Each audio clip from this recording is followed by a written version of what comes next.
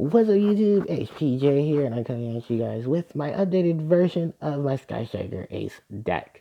I have been playing around with another variation, with an update to this, and actually really enjoying it because of what I've added to it. So I hope you guys enjoy, and without further ado, let's get started.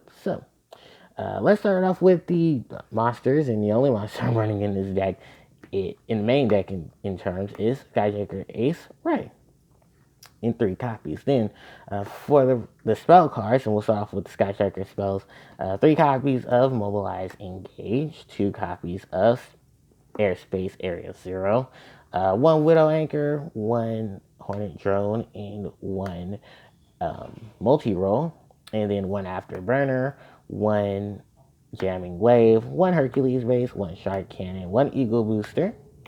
And then we move on from the Sky Striker spells to talk about the regular spells. I'm running 3 copies of Card of Demise with 3 copies of Mind Control. Then 3 copies of Call by the Grave, 3 copies of Cosmic Cyclone, then 2 copies of Foolish Burial of Good. I got 1 copy of Metal Fusion. I got 1 copy of Reinforcement of the Army, 1 copy of Terraforming, and 1 copy of Upstart Goblin. So that is it for all of these spells. Then I go on to the trap cards. I'm running 2 copies each of Infinity Impermeance, Lost Wind, and There Can Only Be One. So that is it for the main deck. And then for the extra, I'm running 3 copies of Sky Striker Ace Shizuku with 3 copies of Sky Striker Ace Hayate, 1 copy of Kina, and 1 copy of Kagari. Then for the rest of the extra deck monsters, I'm running 1 copy of Hida, the Flame Charmer Ablaze, 1 copy of Nightmare Phoenix, 1 copy of Nightmare Cerberus, 1 copy of Barrel Sword Dragon, 1 copy of Barrel Load Dragon, 1 copy of Tapalogic Bomber Dragon, and 1 copy of Saryuja's Skuldred. So that is it for all of the extra deck monsters and all of the main deck cards. That's a total of 40 in the main and 15 in the extra. So, for the most part, this is the Demise build. So, the only monster that I'm technically running still is Sky Striker Ace Ray. She has her ability to swap herself out for a Sky Striker Link monster from the extra deck. And then if a Sky Striker extra deck monster is to leave the field, she can special summon herself from the graveyard. You don't use each effect of Ray once a turn, and it becomes a very useful effect when you're trying to dodge out of stuff, you're trying to put big monsters to the board, or trying to hurt your opponent's plays or advanced setup, and then just really take advantage of her ability to float, especially when you combine her with a lot of your own Star Checkers, a lot of your own card effects that require sending stuff to the grave. So that is the beautiful Ray.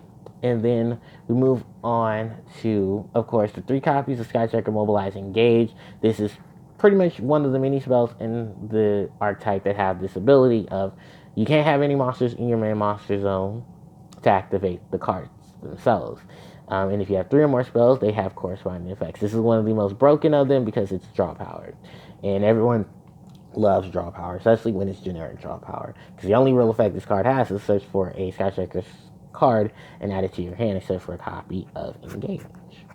So, and that is a must-have at 3. One card that I did, and I am glad that I don't run multiples of, I only run 2 of, is Area 0. What this card is supposed to do is that it activates the top cards of your deck to reveal if any of them that you excavate are a Sky Striker card, you add it to your hand. And then you destroy the corresponding target that you targeted on the field. So you can take your opponent's monsters with card effects, target them with Area 0, and hopefully get rid of them in the process of getting you a Sky Striker card. If this card leaves the field, you set some of the Sky Striker monster from your deck to the board. So keep that in mind, because when Rose comes out, we're going to be able to take advantage of her as well. Then I'm running, of course, a ton of 1-ofs of them. The mandatory 1-ofs, because they're limited to 1, are Widow Anchor, Hornet Drone, and Multi-Roll. So we'll start off with Widow Anchor, which is pretty much negates target the monster on the field, negate its effects. And if you control 3 or more 3 or more spells in the grave, you take control of that monster. In combination with the next card, Hornet Drone, which pretty much produces a token. If you have 3 or more spells in the graveyard, that token's the token's attack and defense will become 15 instead of 0. It's a dark attributed level 1 warrior type token with the name Sky Striker token. That's given the name Sky Striker token. So the crazy thing about this in combination is that it helps you just put more monsters on your board, and it helps you get into, well, it helps me get into a lot of my big monsters and my extra decks, especially all the big Link ones. And that way I can take advantage of their effects and take advantage of them being in the extra deck. The crazy thing about this is that Hornet Drone in combination with Hornet Drone and Widow Anchor and stuff like that just happen to be very resourceful, very useful in a lot of situations, which is why these 3 have to be hit to 1 because of how resourceful they are. Then you have a card like Engage that can help search for them. So yeah, it just makes them even more broken. And speaking of broken, we do have multi-roll, which pretty much puts any of those cards back onto the field set during the end phase of the turn based on the number of spell cards you played that turn. Once a turn, you can send a card on your side of the field to the graveyard to make sure that your spell cards cannot have their effects negated. So this defense on top of defense on top of offense with offensive and defensive plays and a lot of recovery off of this card. So yeah, that is the 3 of them. And then for the rest of the one-us, I have Afterburner to destroy monsters, and its corresponding effect is to destroy spells. Jamming Wave, which is its opposite, which is destroys set cards on the field, not face up. And then it destroys monsters on the field with its 3 or more spells in the graveyard effect. You have the Hercules base, which is the only equipped spell the archetype has. You can equip it to any monster. The monster can attack twice during the turn. And if that monster destroys a monster by battle, you can draw a card. If the card is sent to the graveyard, it's pot of avarice for 3 Sky Striker cards in your graveyard, so it does help you with recovery. And it's not a bad card. I actually do enjoy playing this card. And then we have Shark Cannon, which DD crows an opponent's monster in the grave.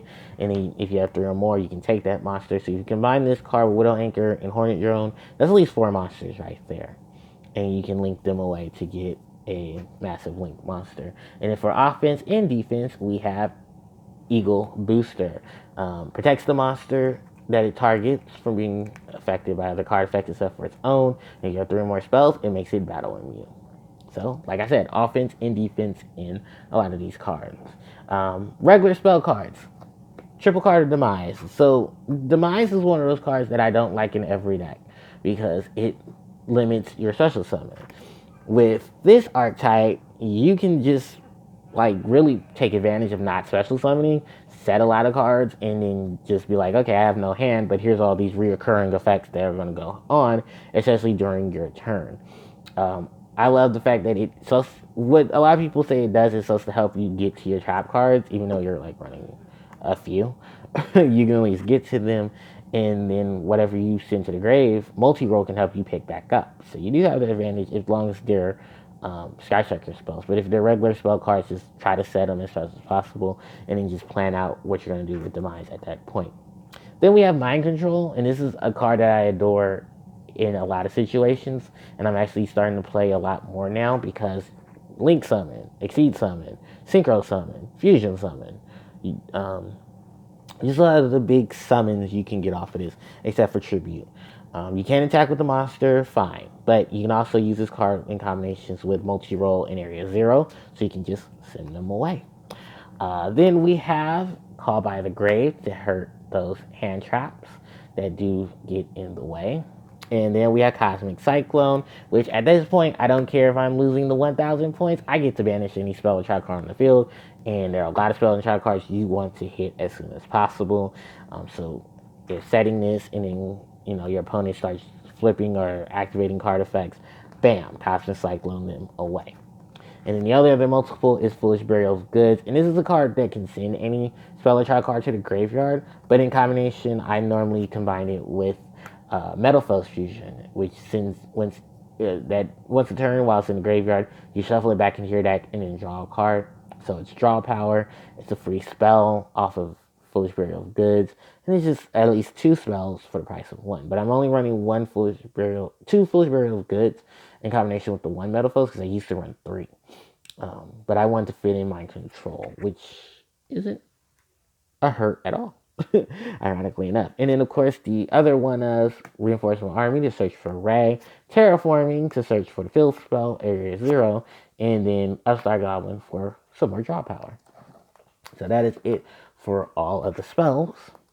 And then for the trap cards, there can only be one. This hurts those decks that just like to spam that one type of monster. If you can take advantage of this, simply by just shutting your opponent down and making them have to use other monster archetypes or try to find ways to blow up this card to where they can use their multiples again. It's pretty much just a slowdown card. And you can always send this card away with multi-roll or area zero in case it gets in your way. Because Hagari, Suzuku, and Hayate and Kina are all the same type.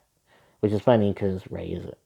Next up is Lost Wind. This is pretty much another Effect Veiler-esque card. And if it's in the graveyard, you can set it to the field when your opponent activates a monster effect, I believe. No, set summons a monster from their extra deck while this card's in the graveyard. Then you put it to the field. And then it gets banished when it leaves the field. And thankfully, it's not once per turn. So you run multiples of these, you take advantage of that. And then I have Infinity Impermanence. So just in case my opponent goes first and they try to go off with some wacky spells, I can trigger this card from my hand to activate to pretty much be my hand trap and be Effect Veiler. And then I can play it during my turn. And then corresponding effect, of course, is that whatever zone that it's in, I believe. Yeah, you negate the other corresponding spell or trap cards in the column that it's in when it activated its effect. So, yeah, not too bad. All right, then we move on to the extra deck.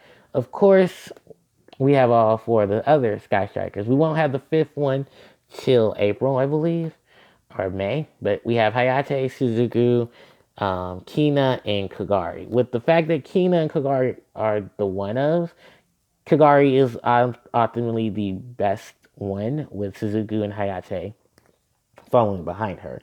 Because Kagari can retrieve your Sky Striker spell cards and add them to your hand when she special summons. Suzuku, during the end phase of turn she special summon, can add any Sky Striker spell card from your deck to your hand as long as it's not in the graveyard. So you can search out, if you don't have Engage in the grave, you can search for Engage. If you don't have Widow Anchor and stuff like that, which most of them are at one, you can easily add them to your hand and then plot out your next turn or get ready for your next turn. Or for your corresponding turn if you summon her during your opponent's turn. The crazy thing about these two is that they have opposite effects. Kagari gains attack equal to the number of spell cards in your graveyard, and then Suzuku reduces the attack and defense of your opponent's monsters 100 times the number of spell cards in your graveyard. Then we have Hayate. She can attack your opponent directly and inflict damage anytime she's involved in battle and damage is inflicted.